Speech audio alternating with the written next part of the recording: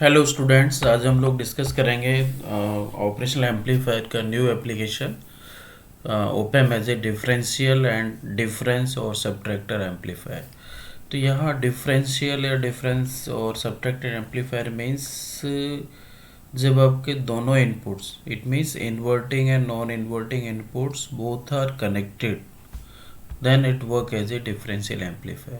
जैसे हमने इससे पहले डिस्कस किया था open as a inverting amplifier, it means आप जो इनपुट अप्लाई करोगे वो इन्वर्टिंग पिन पे ही अप्लाई होगा, नॉन इन्वर्टिंग पिन जो होगा वो आपका ग्राउंडेड होगा। तो अगर हमारा इनपुट दोनों पिन पे अप्लाई होता है, इन्वर्टिंग पिन पे भी इनपुट अप्लाई होता है और नॉन इन्वर्टिंग पिन पे भी अगर आप इनपुट देते हो, तो उस केस में जो वी आउटपुट आएगा वो आपका open as a differential amplifier output होगा। तो देखो यहाँ आउटपुट क्या एज्यूम होगा। अगर हमने प्रैक्टिकली आपको बताया था कि किसी भी एम्पलीफायर का जो आउटपुट रहता है that is V out for any type of amplifier, V out जो रहेगा that is equal to gain of amplifier, gain of amplifier multiply by input signal, multiply by input signal. तो जो भी आपका इनपुट सिग्नल है वो gain से multiply हो जाएगा। तो अगर हमारे एम्पलीफायर का गेन ज़्यादा होगा तो वी आउटपुट ज़्यादा होगा बेसिकली, क्योंकि gain into input that is your V output. ठीक है। तो यहाँ जो आपका इनपुट है in case of differential amplifier, ये जो इनपुट होगा that is the difference of two inputs. So there are two input V1 and V2। V1 आपका नॉन इन्वर्टिंग इनपुट है और V2 आपका इन्वर्टिंग इनपुट है, क्योंकि ये पिन नंबर 2 से कनेक्टेड है। तो जो आपका वी आउट आएगा वो क्या होगा। अगर हमने एज्यूम किया suppose this amplifier is gain is A, gain is ए, और ये डिफरेंशियल एम्पलीफायर है तो आप इसको सपोज एज्यूम कर लो gain is A D, differential amplifier gain is A D. तो this A D multiply by V1 minus V2, V1 minus V2, इस टाइप का आपका आउटपुट आना चाहिए। That is the output for open as a differential amplifier. Okay, so ये V1 minus V2 that is the differential input. It means V1 आपका positive है और V2 आपका नेगेटिव है, सो V1 माइनस V2, इन दोनों का जो डिफरेंस आएगा वो आपका गेन से मल्टीप्लाई हो जाएगा। तो इस टाइप के एम्पलीफायर का आपको एक वी आउटपुट एक्सप्रेशन ड्राइव करना है कि what is the expression in terms of system parameter, because this gain AD basically depends on the passive components connected in the circuit op-amp as a differential amplifier. So these are the passive components, RF, feedback resistance, R1, R2 and R3। तो इन values पे आपका जो gain है वो decide होगा कि what is the value for gain. This AD is depend basically on these values, passive components. Then this जो भी गेन आएगा मल्टीप्लाई V1 माइनस V2। तो फर्स्ट स्टेप आप करेंगे how to calculate this gain. आप ये गेन कैसे calculate करोगे। तो देखो हमने इसके लिए आपको बताया था you have to just apply the two methods, one is KVL method and other one is KCL। आपको KVL और KCL आपको यूज़ करना है। तो देखो सबसे पहले हम क्या करेंगे, first find out the nodes. So nodes means क्या होगा, जहाँ मल्टीपल ब्रांचेस कनेक्टेड हो। So this is the node, there are 3 branches are connected, तो इसको हमने नाम दे दिया node A. This is node B, यहाँ भी मल्टीपल ब्रांचेस कनेक्टेड है। This is the node C, there are 3 nodes A B C. अब एज्यूम करो कि एट नोड ए यहाँ जो वोल्टेज है हमने एज्यूम कर दिया कि इस पॉइंट पर जो वोल्टेज है आपका दैट इज VA, और voltage at point B is VB। This are the voltage at these nodes, और voltage at point C this is equal to V0, because there is no resistive और inductive और passive components, कुछ भी component connected नहीं है। तो जो voltage इस पॉइंट पे होगा वही वोल्टेज आपका यहाँ होगा, सेम वोल्टेज आपका यहाँ होगा, सेम वोल्टेज आपका इस पॉइंट पे हो गया।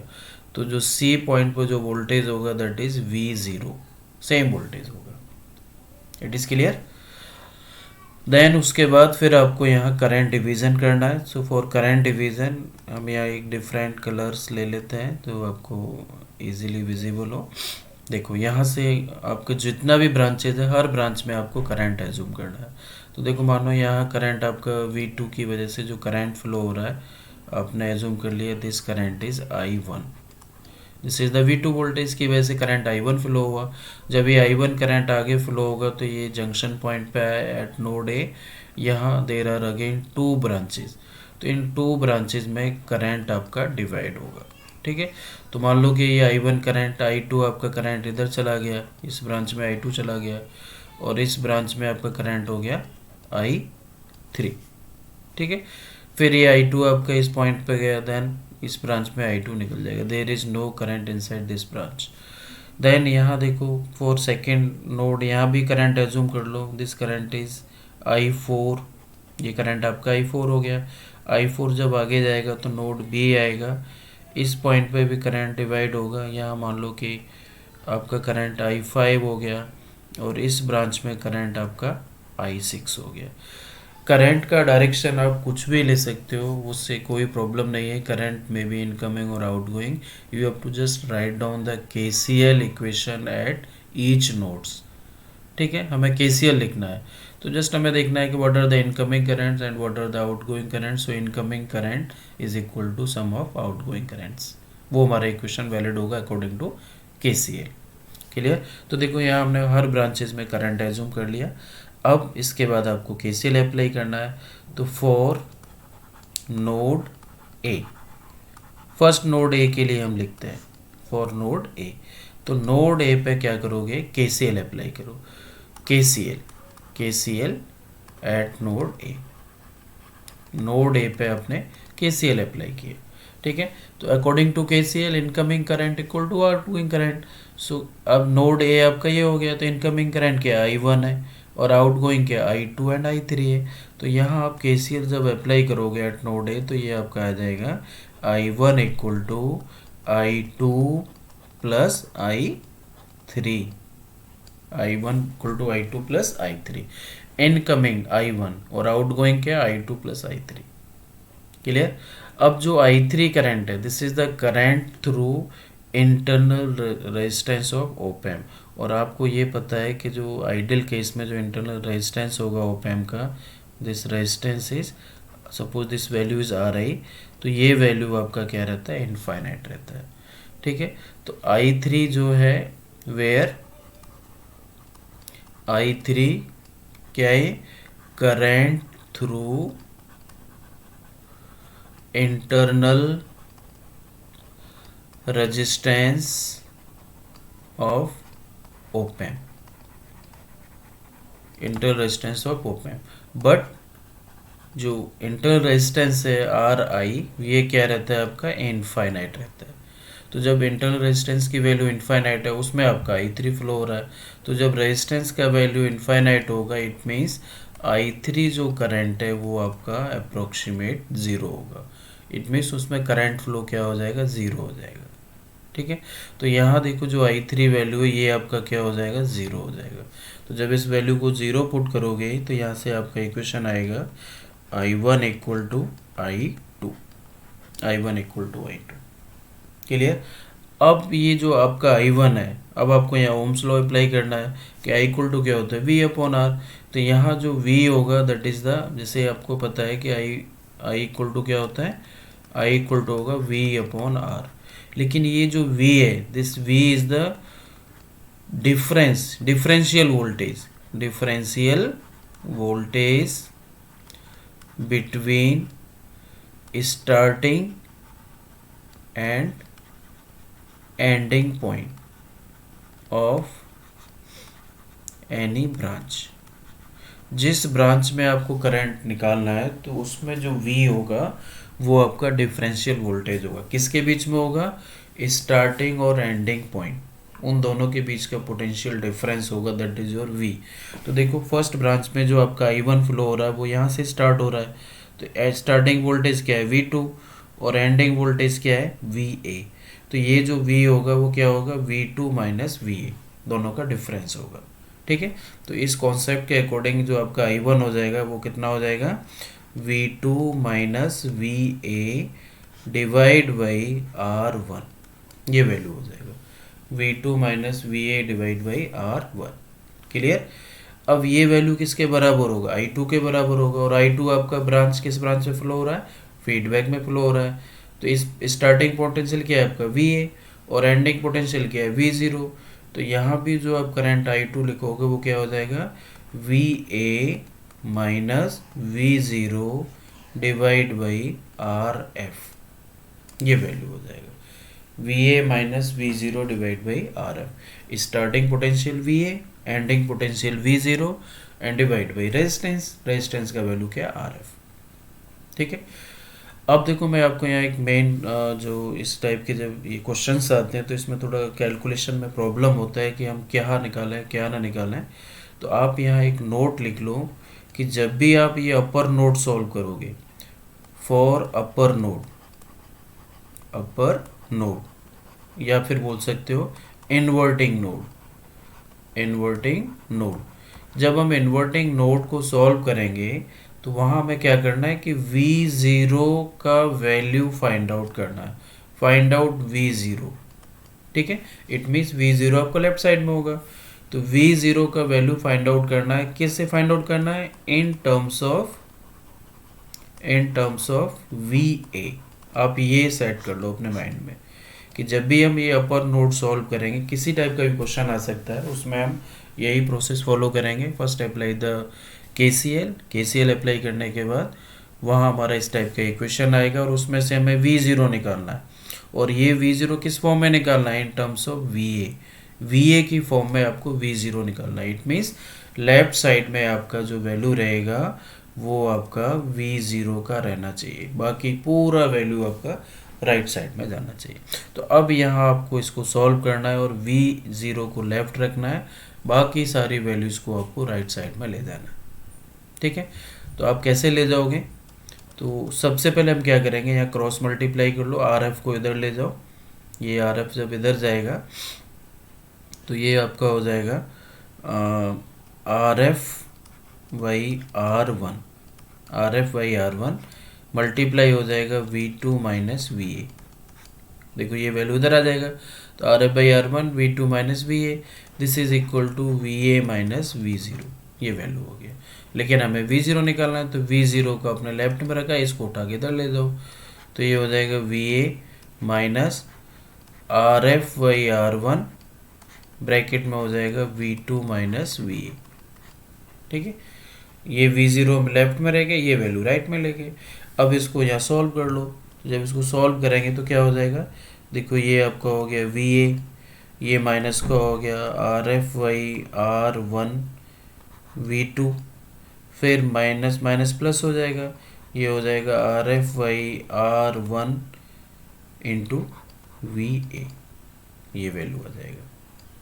क्लियर, देखो ये मल्टीप्लाई कर दिया ना, minus R F by R one V2 और माइनस माइनस प्लस ये वैल्यू, तो यहाँ से VA कॉमन ले लो, तो जब VA कॉमन ले लेंगे तो क्या होगा, VA आपका बाहर आ गया, VA आपका आ गया बाहर, तो ये क्या बचा 1 plus R F by R one plus R F by R one minus R F by R one V2, ये आपका फॉर्मूला आ गया। तो ये हमारा हो जाएगा इक्वेशन नंबर 1। तो जब हमने इक्वेशन नंबर 1 को सॉल्व किया तो हमने यहाँ बोला था कि first find out the V0 in terms of VA।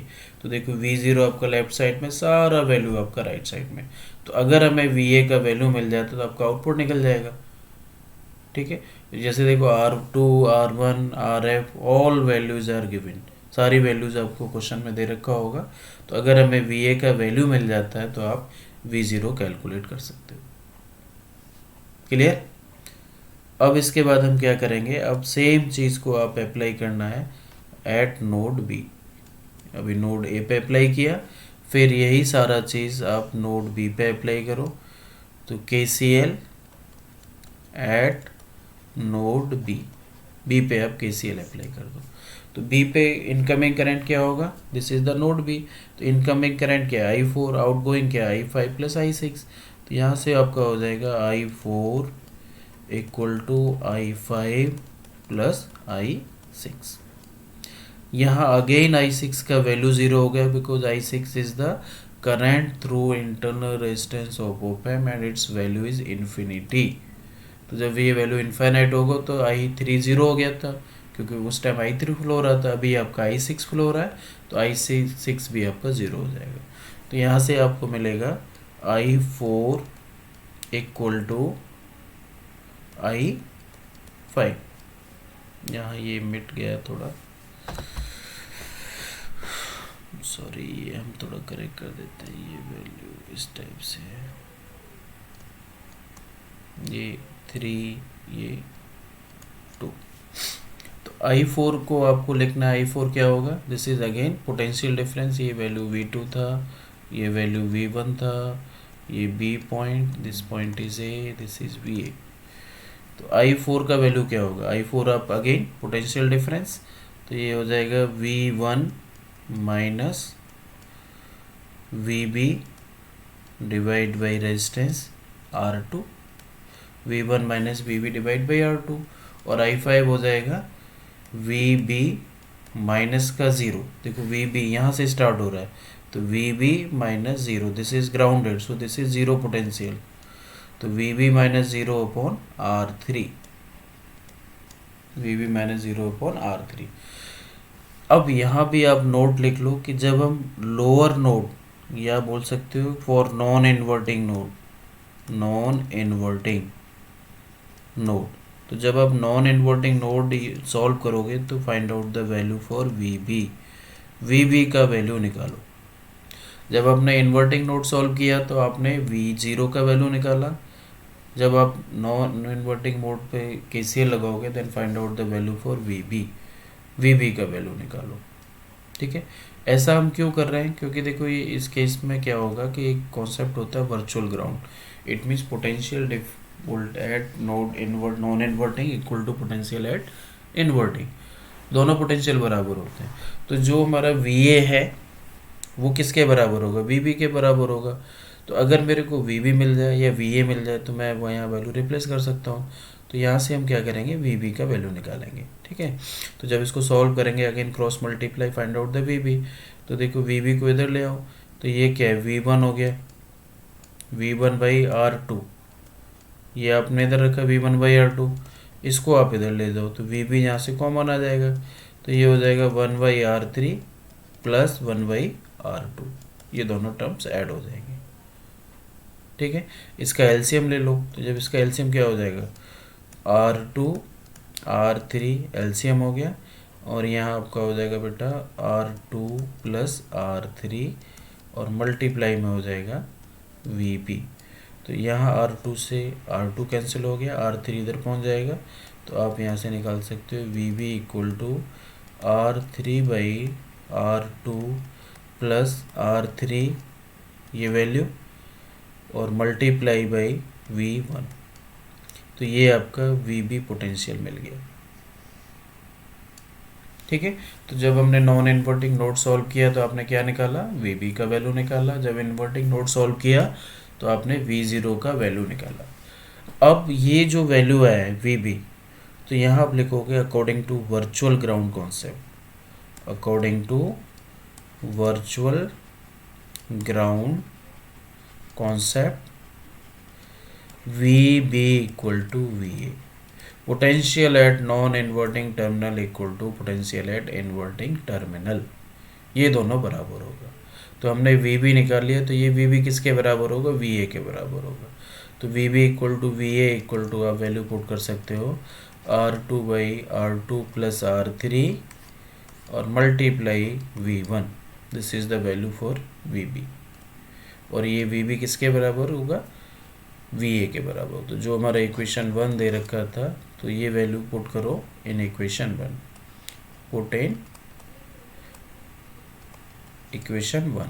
तो यहाँ से जब पुट करेंगे तो V0 आपका आ जाएगा R2 by R2 plus R3 multiply V1, फिर multiply 1 plus RF by R1 minus RF by R1 V2।